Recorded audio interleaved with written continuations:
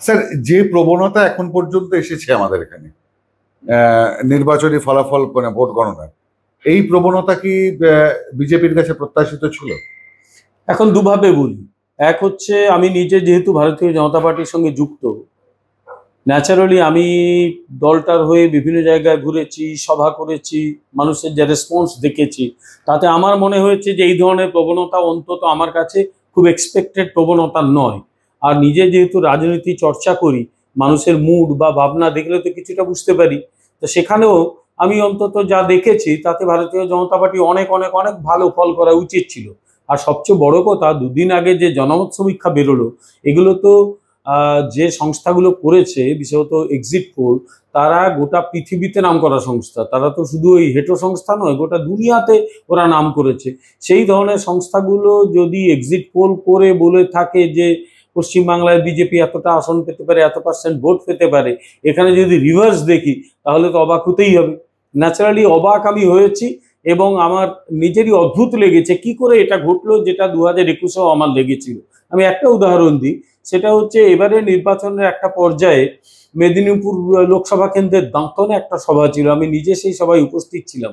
তার আগের দিন যেখানে মমতা ব্যানার্জির সভা ছিল পাশের গ্রামে, 1,500-2,000 লোক হয়েছিল, সেখানে শুভেন্দু অধিকারী সেই সভায় প্রায়, আমি আমি যা হিসেব দেখেছি, গোটা মাঠে যা লোক ধরে তার চেয়ে অনেক বেশি লোক ধরেছিল। প্রায় 9-10 হাজার লোক, সে প্রায় গেট ক্রাশ হওয়ার উপক্রম, খুলে দিতে হলো, চারদিকে এত লোক চলে এসেছিল। সেটাকে ভোটে কনভার্ট করা গেল না। এইটা আমার বারবার অদ্ভুত লাগছে, আটকাচ্ছে কোথায়, কোথায় আটকে যাচ্ছে? যে নির্বাচনী প্রচারের সময় বিপুল রেসপন্স, প্রচুর মানুষ বলছে যে না আমরা ভোট দেব, তারপরে ভোটে তৃণমূল জিতে বেরিয়ে যাচ্ছে। 2021 থেকে একটা অদ্ভুত প্রবণতা দেখা যাচ্ছে। আমার কাছে এই সত্যি অদ্ভুত লাগছে এটা। না, এর কোনো রাজনৈতিক ব্যাখ্যা আছে কি আমাদের কাছে, নাকি লিডারশিপের মধ্যে কোনো সমস্যা? না, দেখুন, অর্গানাইজেশন, তার উন্নতির স্কোপ নিশ্চয়ই রয়েছে। সাংগঠনিক শক্তি বৃদ্ধি করা উচিত, পশ্চিমবঙ্গে ভোটগুলো সাংগঠনিক ভোট হয় ইত্যাদি। কিন্তু এবারেও আমি দেখেছি বহু জায়গায় মানুষ গেছে, স্বতঃস্ফূর্তভাবে ভোট দিয়েছে। তা সংগঠন থাকলে এর চেয়ে এক্সট্রা কি হতো?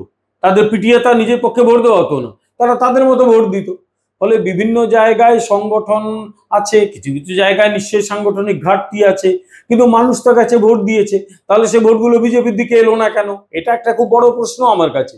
দ্বিতীয় প্রশ্ন হচ্ছে যে হ্যাঁ, অনেক সময় মানুষ দেখে যে যে দলের প্রচারটা বেশি, তারা কাছাকাছি রয়েছে, তাদের ভোট দিয়ে দিই।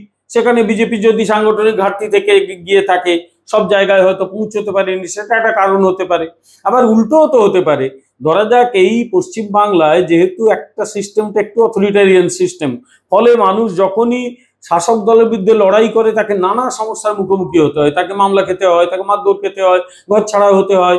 এই তো আজকেই এই তারিখে ভোট গোনা চলছে বসিরহাটের সরবেরিয়াতে। বেশ কিছু ছেলে মেয়েকে, মহিলাদের শুধু পিটিয়ে হাসপাতাল পাঠিয়ে দেওয়া হয়েছে। এইগুলো যদি ঘটে তাহলে তো মানুষের মধ্যে আতঙ্ক হবে। অথচ দেখুন, ঘরের পাশে উড়িষ্যাতে বিজেপি বিপুল শক্তি নিয়ে কিন্তু ক্ষমতায় আসছে, ইয়েতে আসছে, মানে কি বলবো, বিধানসভাতে তারা আসছে, তাদের মুখ্যমন্ত্রী হবে। সেখানে ঘটনা ঘটলো, সেখানে তো কাউকে মেরে তাড়িয়ে দেওয়া হচ্ছে না। এগুলো আমার কাছে অত্যন্ত চিন্তার বিষয়।